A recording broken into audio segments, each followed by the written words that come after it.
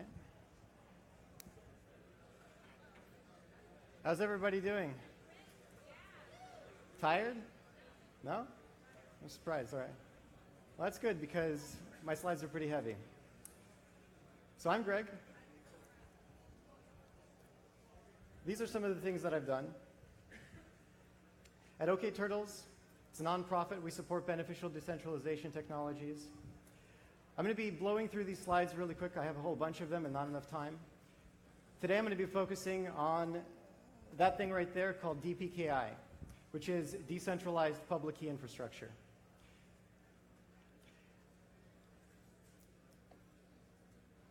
There's three main things I'd like to get across today, which is what is DPKI, what is the problem that it's solving, and what is the DCS Triangle.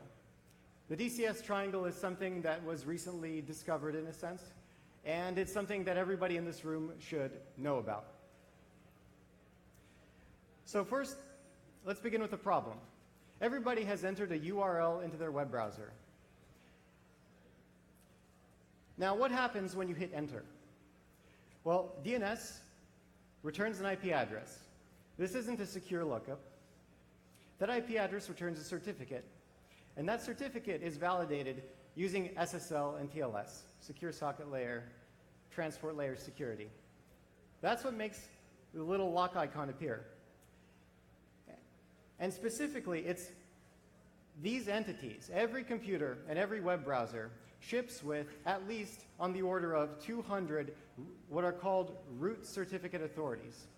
These are usually companies, sometimes governments, and always people you've never heard of and probably haven't met in your life. And every one of those entities has the ability to make the lock icon appear.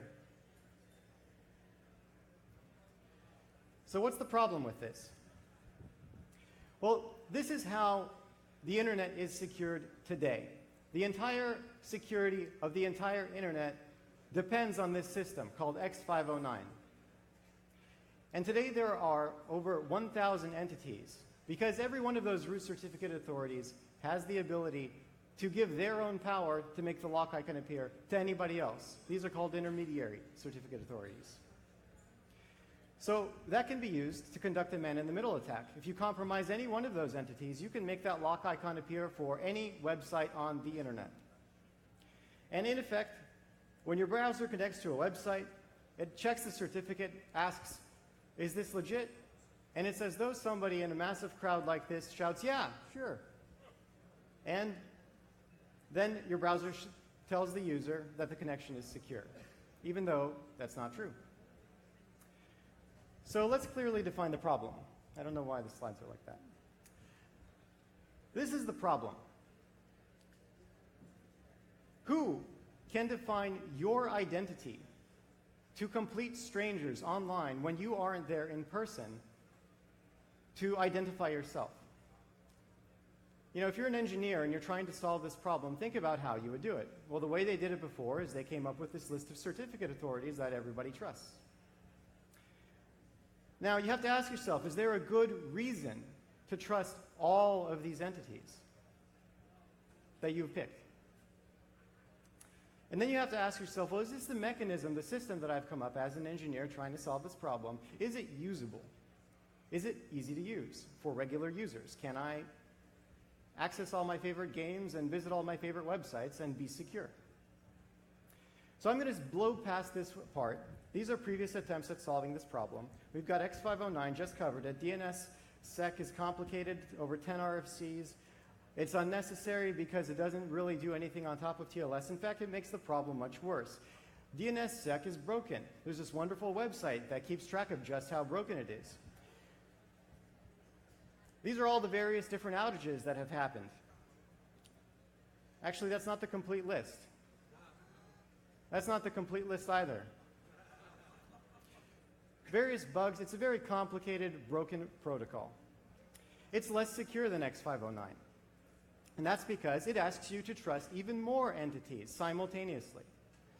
Entities you have absolutely no reason to trust. Another solution that was proposed was convergence by Moxie Marilyn Spike, the guy behind Signal. It was kind of abandoned, and there are some problems with it. Google pointed out that it doesn't protect, for example, from a man-in-the-middle attack on the server side. And even though there were claims along these lines saying that, it gave users choice, it really didn't, because users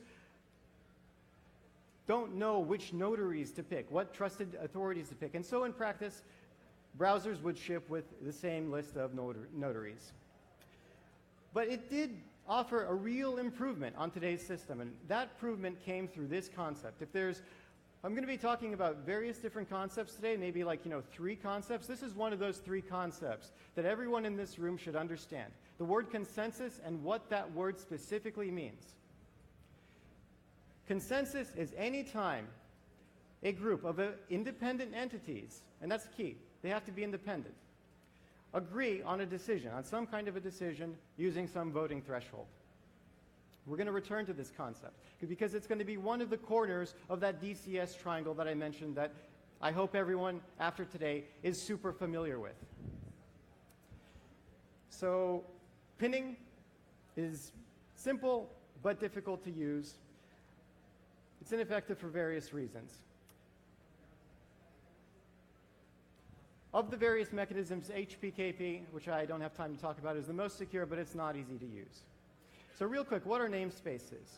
Well, they are a space with names in them. And if you have a duplicate name in it, well, that's not allowed. So it's effectively a key-value mapping. In order to fix the internet security, you have to have a namespace. It's just required. Now, the problem with today's system is that we've got 2 separate namespaces that aren't really linked very well together, and there's no consensus about what they are. Who should decide what that mapping should be? Whenever you register a domain, should it be some random third party?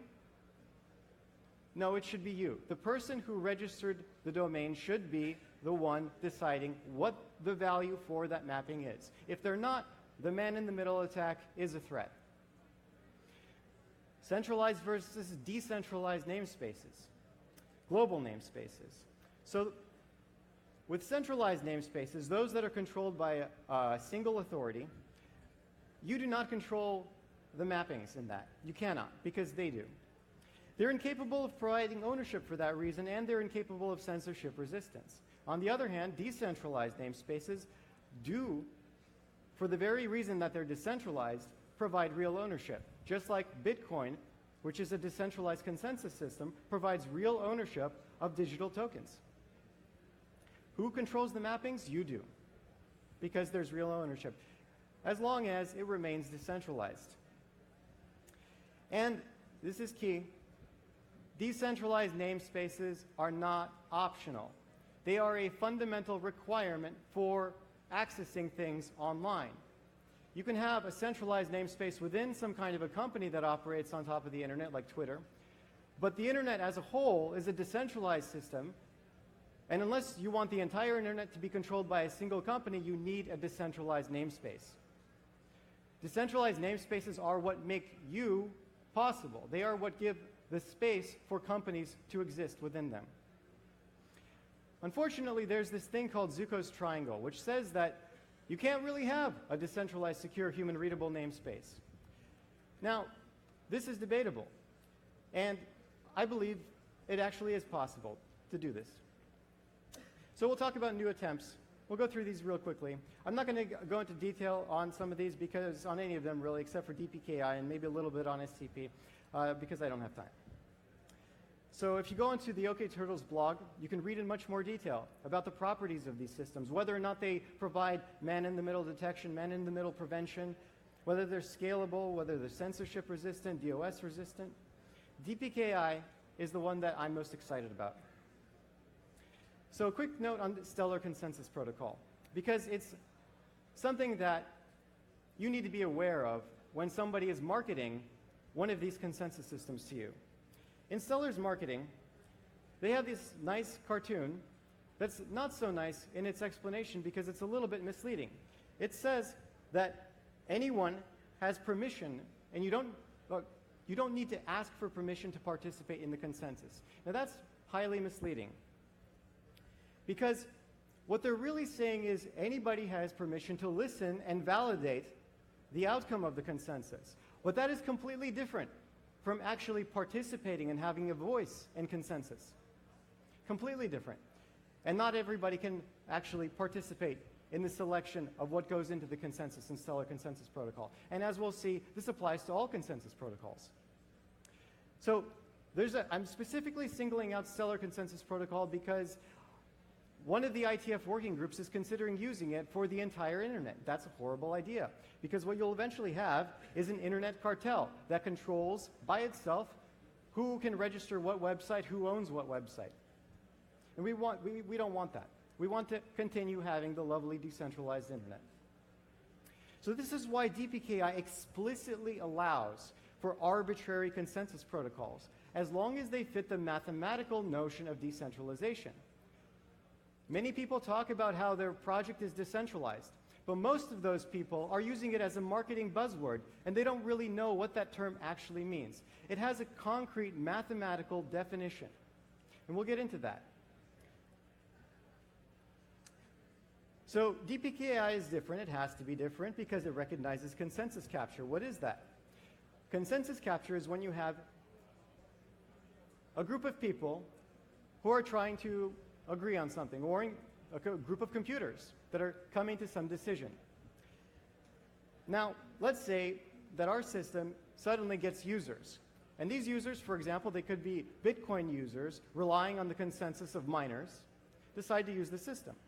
Well, initially we start out with everybody being a consensus participant, and we gain some users who are not part of the consensus. Our system is successful. People really like it because it's initially decentralized, and so it gains more users, and more users, and more users, until you have what is effectively the 1% controlling the consensus. And this is called consensus capture. So for this reason, DPKI does not specify a single consensus protocol. It is a protocol for consensus protocols. DPKI in two parts. There is the notion of TLDs in DPKI. So .eth will take you to Ethereum and get you the Ethereum namespace. .bit will take you to Namecoin. And each of these will have different trust assumptions and different security properties. But they're both decentralized in their own way.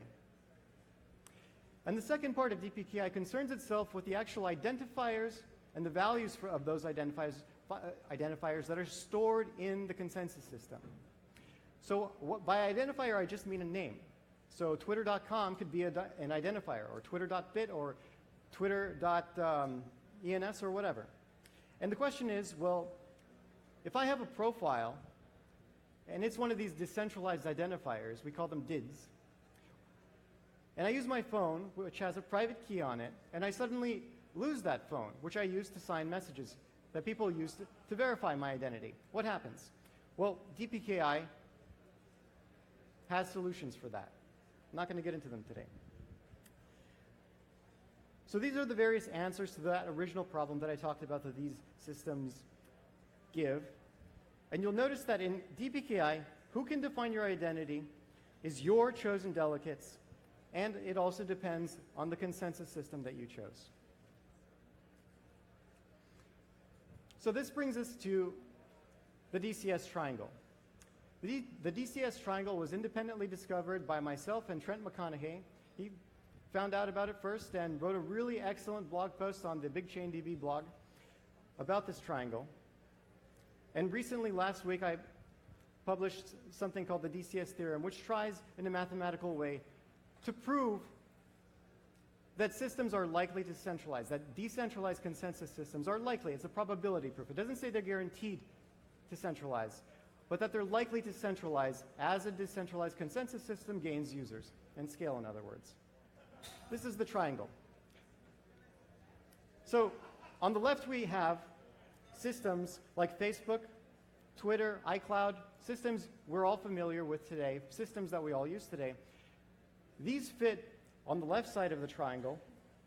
They are scalable, and they employ consensus. So Google servers, for example, use distributed consensus systems to manage all of their data, and so does iCloud, and so do all of these systems. But you'll notice they're all centralized. At the bottom, we have decentralized consensus systems, which are rather new in technology. And examples include Bitcoin and Ethereum. But we notice that they don't scale. So people talk about second layer solutions, like the Lightning Network. Why is it that the Lightning Network can scale but Bitcoin can't? Well, that's because it doesn't use consensus.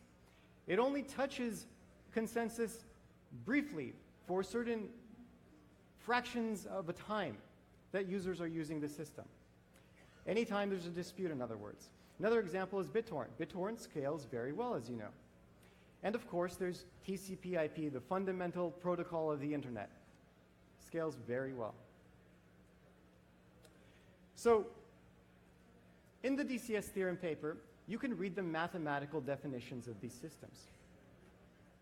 And so when I say consensus, I mean that the system's state is a shared state, shared among a bunch of computers. And these computers use a consensus algorithm to come to agreement about that shared state. Scale, I defined as the system being able to compete with any centralized system that's out there that does the same thing. And decentralized means that the system has no single point of failure or control. How do you know whether it does? Well, it depends on what you define as your system, and that's called the system scope. So the broader you define your scope, the more likely it is to have a single point of failure. The narrower you define your scope of what your system is, the less likely it is to have a single point of failure. I'm not going to get into details on that, but let's talk about the mechanics of this triangle. So here's a system, S1. The red circle represents all of the users of the system and the consensus participants who are highlighted in green. Here's the intuition behind the proof. We note that most users do not have access to a data center at their house or a supercomputer. They don't have access to large amounts of resources in terms of computation and networking. But a small number of users at the end there do. Most are up here, and a small number are there. So the proof goes essentially along these lines. The system gains users. So the red bubble expands. And what does that mean? Well, that means that the consensus participants have to handle more traffic. More users equals more traffic, more messages being sent through the network. More traffic means that some of the people who were previously part of the consensus group, who were running the consensus on their MacBook or whatever, are no longer able to keep up with all of that traffic. They just don't have enough hard drive space, they don't have enough bandwidth, so some of them drop out. And so the consensus group shrinks. And that's the intuition behind the DCS triangle. So how do you get around this? Well, getting around the DCS triangle involves you deciding to give up control and deciding to not be a megalomaniac and deciding that you are not going to try to conquer the world. You are going to voluntarily give some of your power to other people. And this way you can design a nice system like the internet, which has benefited mankind, as we know. So instead of doing the traditional approach, where you just do, like cancer, unrestricted growth,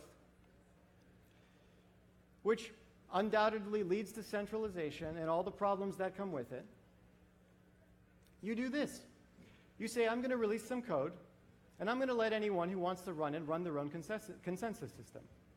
And maybe some of these consensus systems can talk to each other, but they do so in a completely decentralized way. And this is how you get around the DCS triangle. 100% independent consensus systems. That scales, and that's decentralized. So last week I was at Rebooting the Web of Trust. This is an organization, a group of people, a collective of entrepreneurs, of internet luminaries, and it's organized by Christopher Allen, the co-author of SSL TLS. And what we're trying to do is we're trying to, well, it's called Rebooting the Web of Trust, but effectively we're trying to fix that problem that I described at the beginning with the certificate authority system and with the fact that you do not own your online identity today. Here's some photos. That's a photo of me and Vitalik at the first Rebooting of Web of Trust working on the DPKI paper. This was the Bitcoin table. You can see Joseph Poon, Gregory Maxwell, I think Josh or Joe Banu. That's Peter Todd, Peter Weil. That's Christopher Allen there in the back. Juan Benet from IPFS. Chiara Robles, Kalia, Identity Woman. Manu Sporny. Sorry for not remembering some of these names right now. Paul Stork, TruthCoin. Daniel Buckner from Microsoft. Ryan Shea from Blockstack. Tony Lane. That there in the corner is Tim Berners-Lee, inventor of the World Wide Web. So what is rebooting all about? Well, it's an open effort to create open standards about some of the problems that other speakers have talked about here today.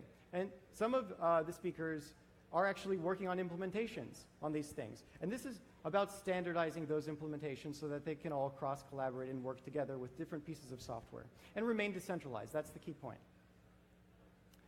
And we've produced various different works already. A lot of people who attend Rebooting Web of Trust say that it's one of the few workshops that they come to where actual real work gets done. It's an intensive experience. We published the DPKI paper. We published a specification on decentralized identifiers. There's the verifiable claims specification, which we're working together with the W3C credentials working group. Those are the kinds of things that say, that can be used by governments or companies or anybody to make statements about other people. And you can, add those to your decentralized identifier to identify yourself as a graduate of such and such a school or being over the age of 21 or, whatever you would like. Actual implementations of software of some of these specifications and more. So attendees are expected to stay for all 3 days, working with their group and having a real deliverable by the end of the event. We have a great time while getting stuff done. So at the last rebooting, 6 companies demonstrated DIDs and verifiable claims on over 2 public blockchains, 2 private blockchains, and IPFS. We're very aware, self-conscious, that the first Rebooting Web of Trust was just a group of, a bunch of white males, and since then we've, gone out of our way to be more inclusive, to invite more people, to offer scholarships, to move the event from the West Coast in San Francisco to the East Coast in places like Boston and New York. We even had one in Europe and Paris. And we invite all of you who are interested in this problem to please attend the next one, which is coming up, I don't remember when, but follow Christopher Allen on Twitter. Go to weboftrust.info, subscribe for the newsletter if you're interested. So, in conclusion, decentralized public key infrastructure is a protocol, will be a protocol that gives you actual reason to have faith in that lock icon. It gives you reason to trust it. Only decentralized namespaces are allowed. Identity that is controlled by you because of that. The spec requires decentralization at every point to minimize trust, including lookup. It requires that private keys never be generated or stored on the server, always client-side. Your choice of consensus system. So if you have a blockchain that you would like to be part of DPKI, you can do that. Some existing potential DPKI-friendly protocols and implementations include the already mentioned DID, Decentralized Identifiers, the Ethereum Improvement Protocol 137, the Ethereum Domain Name Service, which is already up and running. You can register domain names on Ethereum today. Blockstack, which is doing the same thing but on Bitcoin. UportMe, which is a personal identity system for identifying profiles, individuals, built on top of Ethereum. And if you're aware of any others that you would like mentioned, please come find me and let me know. Contributing, if you'd like to contribute, read the DPKI paper, go to the weboftrust.info website, attend. No need to ask for permission to contribute. Feel free to pick up where other people have left off, get in touch, collaborate, ask questions. I believe that's all I have for today. Thank you.